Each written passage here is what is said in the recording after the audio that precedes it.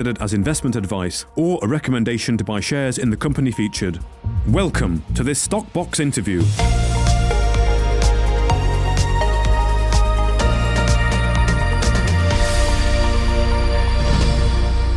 Welcome to this Stockbox interview with Malcolm Palle, the co-founder and executive chairman of Coinsilium. Hi Malcolm, it's good to be talking to you again. How are you? I'm fine, Mark. How are you doing? Very good, thank you Malcolm, very good indeed. So just wanting to catch up on the announcement that Coinsilium made this week, and that is on the update to your Gibraltar crypto stamp and NFT update. So can you give us a synopsis of this announcement, please?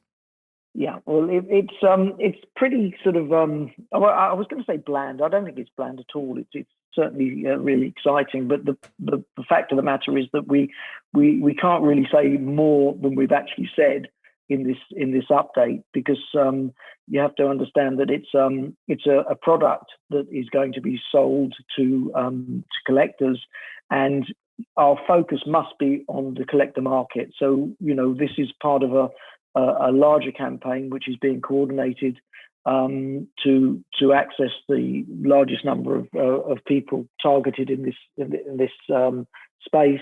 So the most crucial thing is that literally it's the dates that the stamp's going to be launched. So that's the 17th of May. That's the most important part of this. Arguably, the other part which we sort of mentioned was that the Gibraltar Philatelic Bureau has particularly for the purpose of this issue, has onboarded a payment processing system whereby they can actually accept payments in cryptocurrencies. And I don't know of any other sort of entity.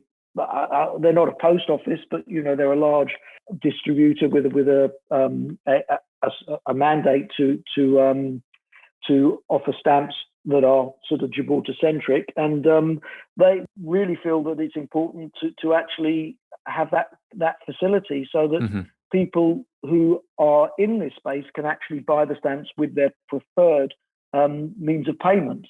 So that was we're really pleased that they've agreed to do that, and they wanted to do that. So would be interesting to see how many people, when they buy the stamps, will actually pay for them using cryptocurrency. And the other thing, of course, is that I think we're looking at, or they're looking at pre-sale, as in people can reserve in advance a month before.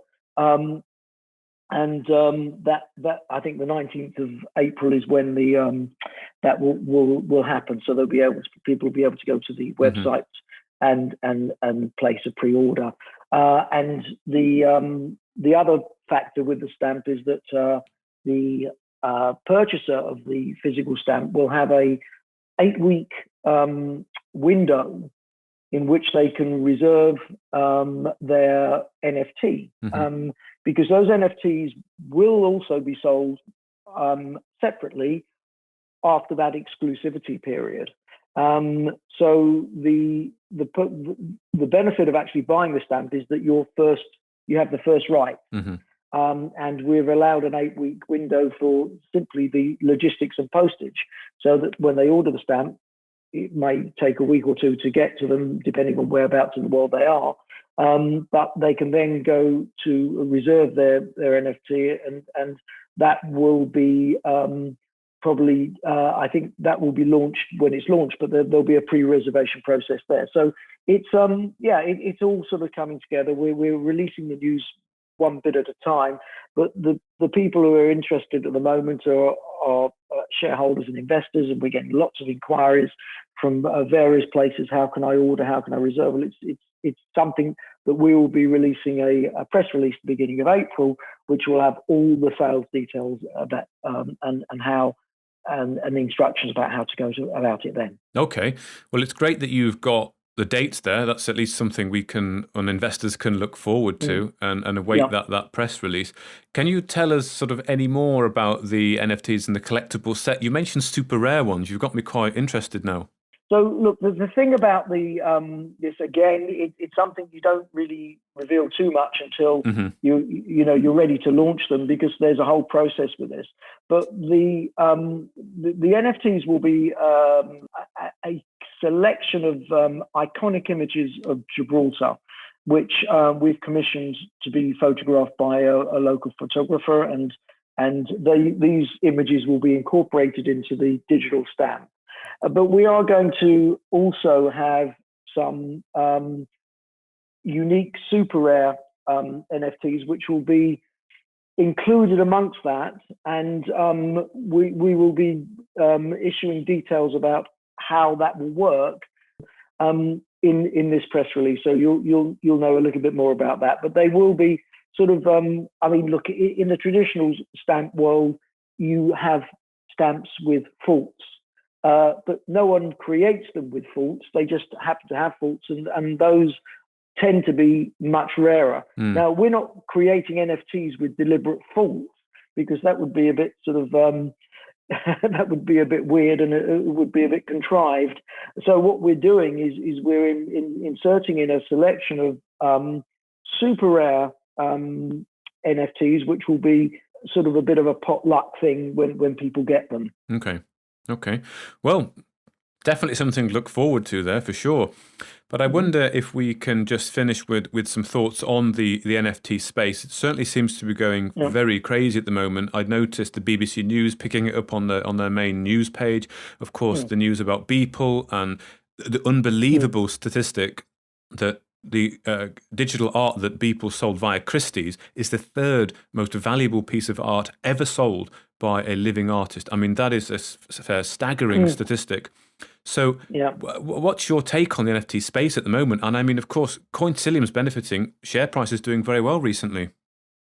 Yes, our share price has been remarkable, really, over the last, I think, week. It's something we didn't anticipate to the level that it's actually it's got. But that's I suppose a culmination of things with the progress that we've made, our repositioning as a venture builder, our focus on non-fungible tokens, and of course the bit we couldn't have predicted was the level of interest worldwide around non-fungible tokens.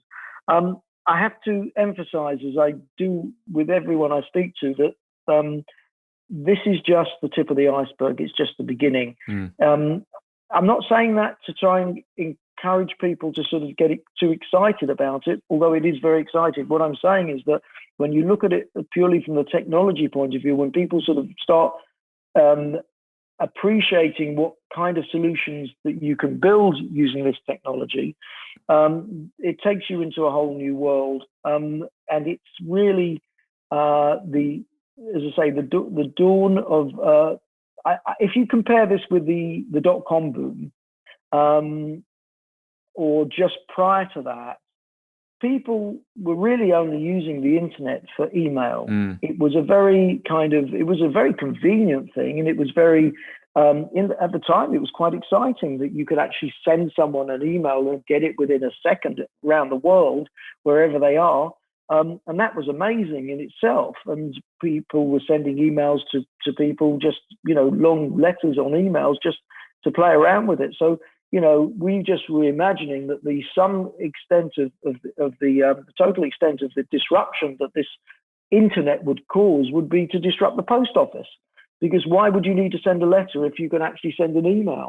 But of course, what the dot-com era, when that started, people didn't understand or even think about websites and domain names. But of course, once that came along, that's when the internet really took off. When you had search engines and you had people able to actually find things online and then look at the way they could use the internet for commerce. And that was really the point that, the tipping point there. Now, if you sort of compare that to where we are with cryptocurrencies and blockchain, we've had a similar thing with cryptocurrencies, which has been the email. It's been the money. It's been the way that the rails that these payments have been created, and the efficiency that of actually transferring money without going through a bank. But non-fungible tokens is the commerce. It's the e-commerce. It's the equivalent of the real .com of this space. Because once you start putting these kind of characteristics of immutability into assets, into various other markets like music, what you're seeing with the Kings of Leon releasing an album. Well, there's one obvious use case standing right in front of you of how in future music can be distributed to the benefit of the person who or the entity that created it. Mm-hmm. So that's solved a problem straight away. And if that starts getting taken up, they'll say, whoa, hang on a minute, this streaming model where I have to stream thousands and thousands of songs to receive a few pennies in royalties, when in fact I can release a record, an album. I know I'm releasing 10,000. They're going to be only 10,000, and they're going to sell for whatever price they sell. And so it's a kind of way of getting the control of the intellectual property into the hands of those, and the ownership and the control of how these things are distributed into the hands of the creator again. Mm-hmm. And that's what's remarkable there. And the same thing is being paralleled in art. Mm-hmm. It's running parallel potentially also in sports as well.